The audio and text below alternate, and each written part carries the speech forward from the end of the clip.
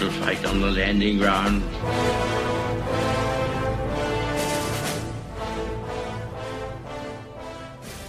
Thank you for joining us. You are listening to A Radio, and this is the Morning Moment. Please click on the follow button on Spreaker.com. This piece is entitled Britain's Hate Speech Police. This is from a British commentator by the name of Pat Condell. I think, quite frankly, that this heralds things to come in Canada. That is, if the Canadian public do not rise up and fight. What do I mean by that? Because if I don't clarify that, I could be accused of something, God knows what, but something. So here goes. For Canadians to exercise their democratic right to vote these anti-democratic politicians out of office. Yeah, that should cover it. Take a listen and think whether you should exercise your democratic right. Here's the clip, links on the website. Well, here in Britain, the police have had their funding cut repeatedly by a government that urgently needs the money to squander on foreign aid. So they no longer have the ability to fully investigate certain crimes like burglary, assault and vandalism, as they need to focus their dwindling resources on more important things like threatening law-abiding people on the internet. It's become quite the thing for UK police to issue Orwellian warnings on social media that we'll be arrested if we engage in something called hate speech. It's the first thing we hear from them after every Islamic massacre. Well, see for yourself. There'll be another one soon. Hate speech is free speech that hurts people's feelings. It's illegal in Britain because we don't have a First Amendment to protect us from this kind of arbitrary police state law. And the police, for reasons best known to themselves, pay special attention to internet hate speech. They're always telling us how seriously they take it.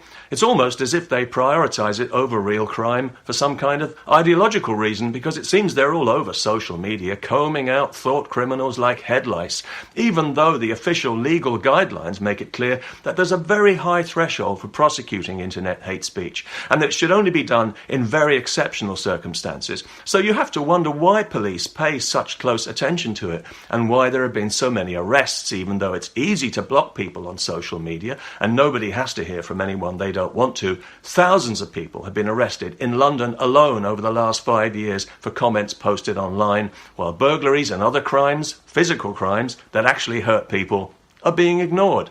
Now, what do you think could account for such twisted priorities? Officially, free speech becomes hate speech when it's perceived by the victim, for want of a better word, or any other person, to be motivated by hostility or prejudice based on a single characteristic. Now, hostility is not defined precisely, but according to police, it can include unfriendliness or dislike. So quite a broad brush then, or a wide net, depending on how you want to look at it. And the perception of the victim is the defining factor. Whether you're charged with a hate crime or not, and hate speech is a hate crime, depends entirely on somebody else's subjective feelings about the situation, whether it's the alleged victim or somebody else, maybe a passerby who had nothing to do with it, but who just decided to stick their oar in anyway, or maybe even the arresting officer, who may well have progressive views of their own.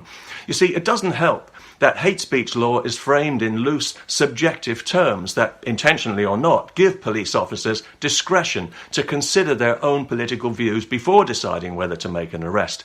It all depends on whether, in the officer's judgment, alarm or distress is likely to be caused.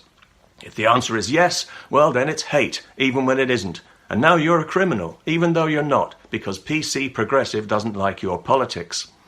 And, according to the Crown Prosecution Service, when charging somebody with a hate crime, there is no need for evidence to prove the aggravating element. Now, there's a phrase to ponder in this free society of ours.